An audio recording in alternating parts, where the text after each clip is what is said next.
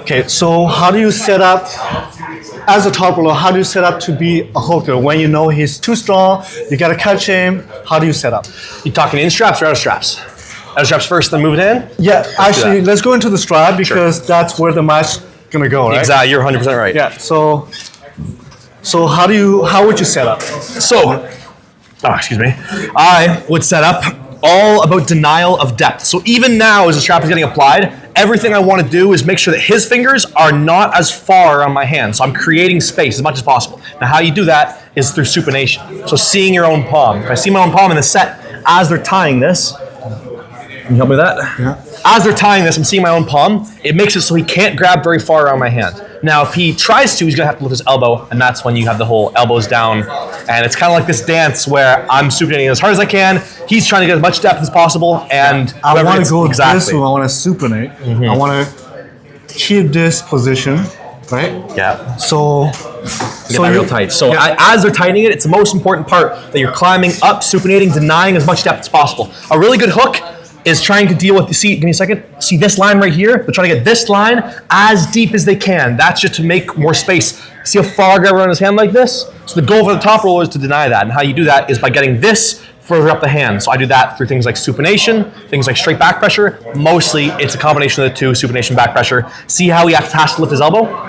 And then I'd be like elbows down, elbows down, elbows down. And if I lift it and say elbows down, try to pull your elbow down, we slide a bunch. So this whole time I'm keeping my hand open. As soon as I close my hand, you see I'm coming back in and allowing him to have everything. So the best case scenario as a top roller is to close your hand last. Okay. So we'll go through that and then we'll kind of talk about what happens in the match.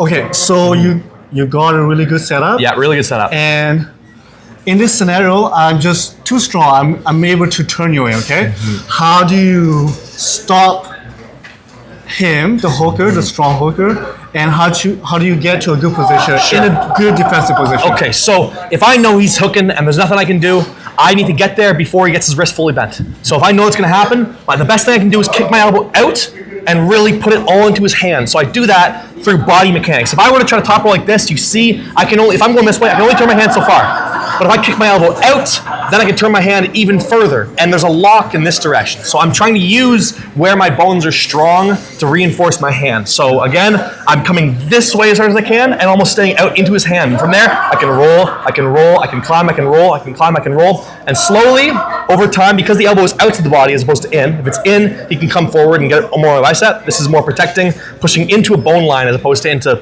just the elbow flexion. Roll and climb and roll and climb and roll and climb. Eventually, his hand will start to go back. And that's when you know you've got it in the bag. Okay, so you stop him. Yeah. And the key for you is to be able to climb and roll. Climb and roll. Right. But keep him as flat as possible. As soon as he gets his wrist fully bent in, you're in trouble. Now, ways that you're going to get stuck into this trap are by over-cupping. So if I'm here and I'm like, I've got him, and I cup, it sometimes can turn me in by accident, then he can take everything from there. So again, I'm never holding on even for a second. If I'm sure he's hooking, there should be no even attempt to cup because all of it is into his hand, his hand, his hand. A hook is not as efficient of a move as a top roll. So if I'm staying in here over the course of the round, it's gonna turn in my favor, unless he's way stronger, but he shouldn't be way stronger. Okay, so that's the business to beat a hooker? Yes. If you're a top roller. Now, the opposite. Let's say just give up. Okay. Just submit. Okay, let's say you're a hooker, right? And I'm a top roller. Sure. And I'm able to top roll you, get into a good position. What do you do as a hooker to stop a top roller in a setup? There's no answer. Okay. There's no answer. Okay. So there is kind of an answer. So I'll walk you through it. Okay, in the strap? How do you set up? In the strap, the most important thing is depth. So if you're a good hook arm wrestler, you should be lifting your elbow like crazy. Lift the elbow secure.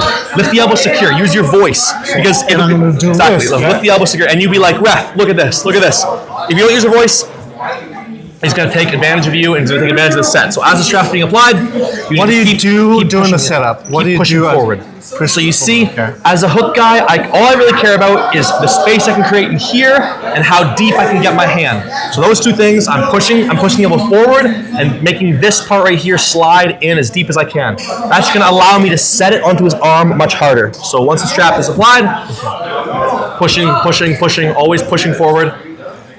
Always trying to secure more and more depth. But really, guys, the most important thing as a hook guy, you have to understand a good top roller is going to have a more efficient set. So you need to use your voice. You need to explain to the ref what's happening all the time. Because if they're doing this and you're falling for their trap, nothing you can do. You just have to be like, he's doing this, you need to stop him doing that. So you're doing that. I lift my elbow. You see, I pushed forward when I did that, take everything, and come back down. Once you have it, you hold on for dear life. Because now I've got this depth. So you'd be like, just say go, say go, say go. And as soon as it's go, vroom. Okay, so you got a good setup. Great setup. But he's just too strong, right? He's just too strong. He's able to pull you out of center, get you hand a little bit.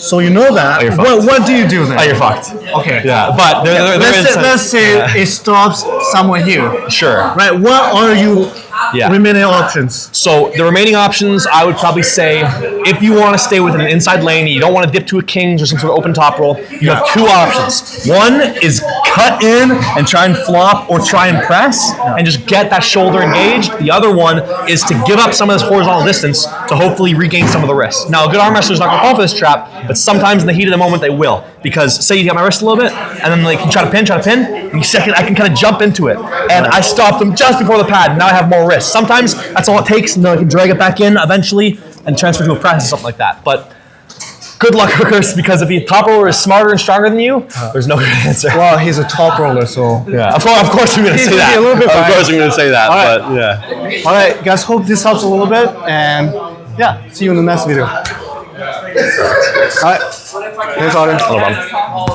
Hopefully the audio is good. I love to shit on hookers so much. It's the best. It shows in it though. Good. But really though, like, I am right. If you get your shit busted back and the top roll is good, you're fucked. That is true. That is true. The only option is flop. That's the only option. Yeah. So you kind of have to like give up everything and just go to the flop. Exactly. And even then, it's not a good option. It's just better than staying. Yeah, you know what? You'd rather do that and get pain, right? The more I arm wrestle, the more I think